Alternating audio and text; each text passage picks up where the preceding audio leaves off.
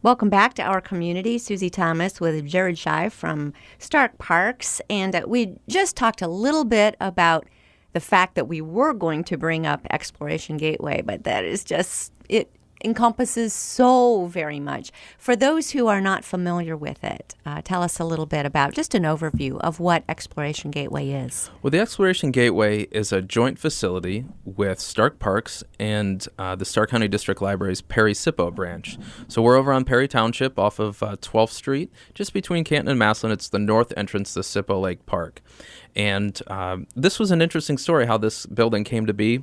Once again, kind of right conversation at the right time. I think it was maybe a chamber event or a networking event.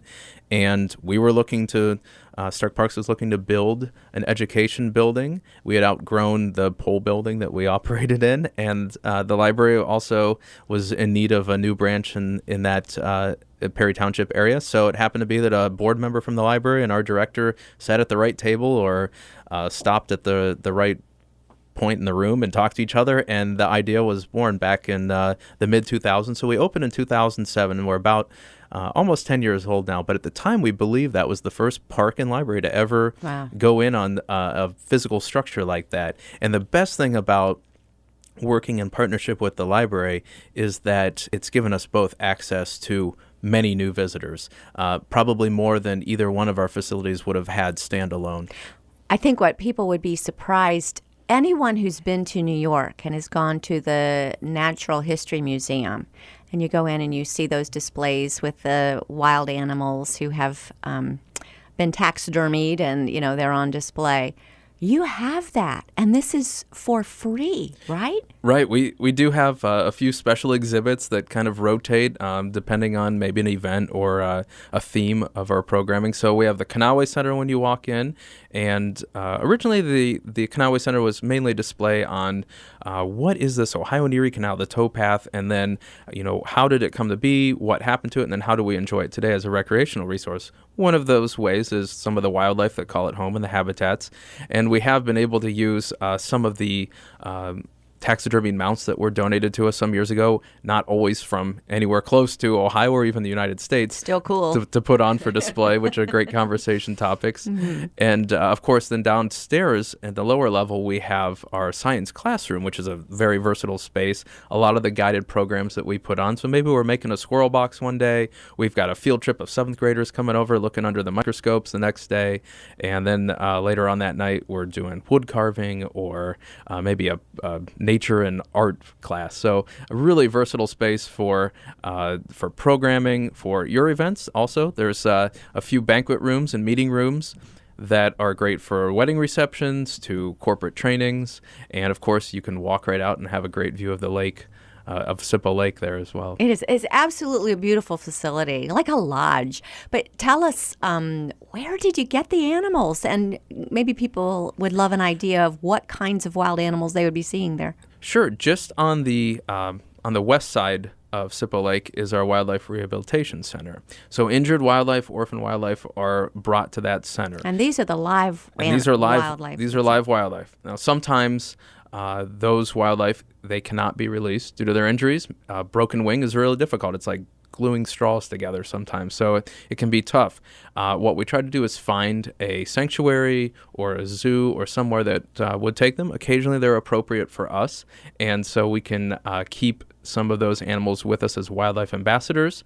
And usually the aquarium-sized ones, the toad, the turtle, something like that, can come over to the Exploration Gateway and we can put them on display. We've got the space for that. The bigger ones need to stay in some special outdoor caging over on the west side. And then the taxidermied mounts, a lot of those have just been donated to us over the years. Most of them have been there probably 20, 30 years, and they're still in really good shape. Oh, my goodness, yes. So just local sportsmen's clubs that have donated those, and that can be costly, so we certainly appreciate that. And we can take those out to, fair displays and outreach and say, this was what conservation kind of used to be in a way. but also we can talk about human-wildlife conflicts and how we can avoid some things sometimes as well, both with the animals in our neighborhood and the animals you might see at a park. Remind me what we might see when we go see those taxidermied animals, for instance. Did I see a jaguar? Am I remembering this right? We did have recently, and I think we still might for another month or two, have an African animal display where I think the giraffe and some pretty impressive animals. I don't remember which spotted cat it was, but you did see something. There was one. Yeah.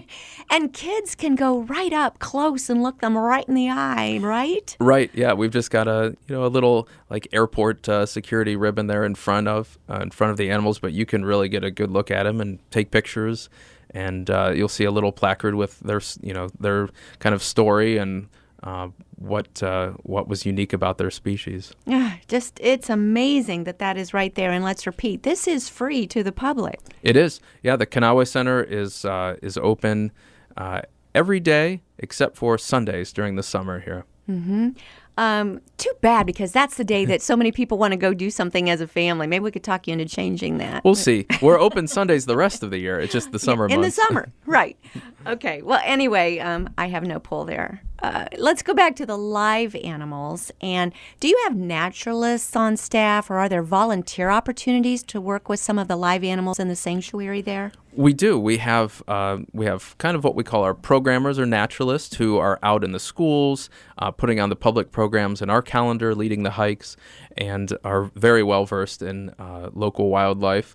And then at the Wildlife Center, we have a few wildlife educators as well as many volunteers that will come and take care of just the basics. Maybe they're cleaning the cages or giving, I know it seems silly, but maybe giving enrichment to an animal before they're set to release. So that might be making sure their wing strength is strong, or that they really can hunt well on their own. So we're setting up some kind of mock hunting situations to see if they can, catch that animal that they need to survive and make it in the wild. So it the work that happens there is incredible, and usually we're at over 1,500 wildlife that come in every year, and that's not a number we want to see go up. We want to see that number go down for sure.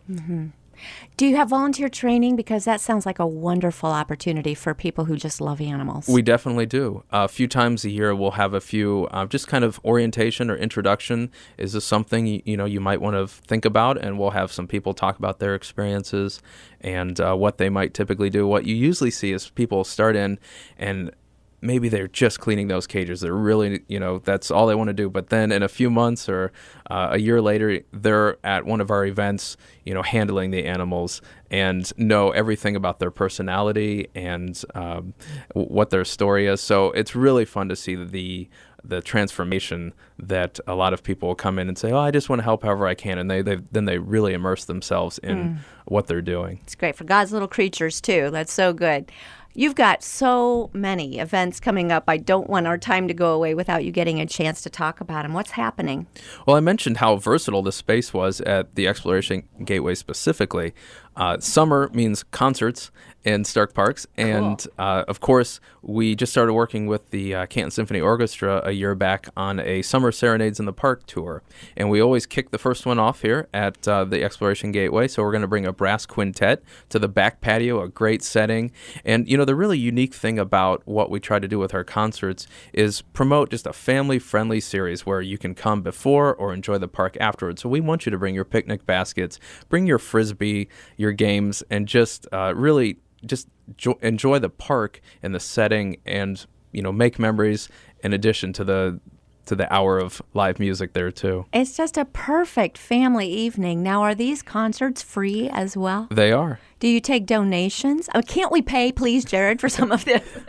We're just a really big advocate of the arts in the community. So any way that we can bring those, whether it's music, if we can lead some painting and nature programs, we've done some theater productions, some smaller kind of kid-friendly theater productions too. So if anytime we can do that, we're happy to do that because we believe that's a really unique part of Stark County. What's your website? It's starkparks.com. Oh, that's easy enough. All right. Well, you've got more than just concerts, but give us the dates or at least about when each one of these is happening. Sure. We've got the Brass Quintet from the Canton Symphony Orchestra on June the 7th at 6:30. And with that one, we can move inside if it rains, so we can still have the concert. Some of the other ones, when we start traveling around to the other parks, maybe a little bit more primitive, we don't have that luxury. And then also, coming up in July, right before the July 4th celebration, we have a patriotic concert where we have a concert band come in, really popular. They play inside no matter what. They really like the cushioned seats. And then not too long after that, we'll have a rock and roll oldies group coming back this year. Oh, fun. And I'm hoping probably in July or August, I'll have a big band performance or two also coming in. Oh, great. Oh, my goodness. All right. Will all this information be up on the website? It will be. Awesome. All right. starkparks.org or .com? .com. Okay, great. What else have you got going on? Well, and there's still a whole side of the lake that we haven't talked much about. Yes, I know, and we're running out of time. Let's get to it. Okay, so the Sippo Lake Marina over on the east side of Sippo Lake. This is the Perry Drive, Tyner Street entrance that a lot of people remember going back to as a kid. I know I went fishing there with my grandfather when I was a kid back in the late 80s, early 90s. I think we had bamboo poles, though. So. But the Sippo Lake Marina is open for business. You can rent canoes, kayaks, pedal boats, motorboats. You can buy bait. We're excited this year. We're going to have stand-up paddle boards available. Wow. So I don't know if many places are around, at least not for an hour drive or so, that you could try your hand at that. And we will have some classes as well going on in the summer. They're listed on the website that you can join in and try it. So much fun. All right. You have mentioned that you work with the schools, and I'm thinking what a perfect place for homeschoolers to be able to take advantage of all these educational opportunities as well. Talk about that relationship a little bit. Definitely. We have a few homeschool kind of consortiums and groups that will sign up for a lot of our public programs. That works out well for us. So if you see an Adventure Kids or maybe it's a Full Moon Hike, we really encourage you to sign up for those. And if your group is, if you kind of have an organized group and we're looking to maybe do a requested program, then give us a call or shoot a request out on our website where we've got our topics listed if you're looking for birds of prey or whatever that might be. All of our programs that we offer are part of curriculum-based programming, and they meet a lot of the standards that most teachers and homeschool teachers are looking to make sure that their students have. Awesome. Looking ahead, what would you love to be doing next? What do you see for the future, maybe 5 years from now? Wow, I don't know if I've ever thought that far in advance. I think we're just growing so fast at Stark Parks, and there's always an opportunity every week, every month that pops up that you just want to be a part of, and it's like, well, how could I not want to personally be a part of this? Because this is something that's going to be in history in this area, but also just that it's great for the residents and the people are going to enjoy it, and it's part of something that's so much bigger than I am. So I just hope that we continue to connect the community both via physical parks and trails, that they have the resource that they can get out and get that bike ride, that run, or that just time together where they can connect with the family and just make really good memories. I hope that our programming is still attracting all kinds of new people. Just it's unique now because now that we're about 50 years old next year, we're starting to see people that have actually grown up with the parks, and now they're having kids and bringing them to the same fishing derby that they went to. So just seeing and hearing those memories and maybe traditions that they're turning into will certainly be a great thing to see. So very cool. Jared Shive, Stark Parks, thank you so much for joining us today on Our Community. You're welcome. Thanks for having us.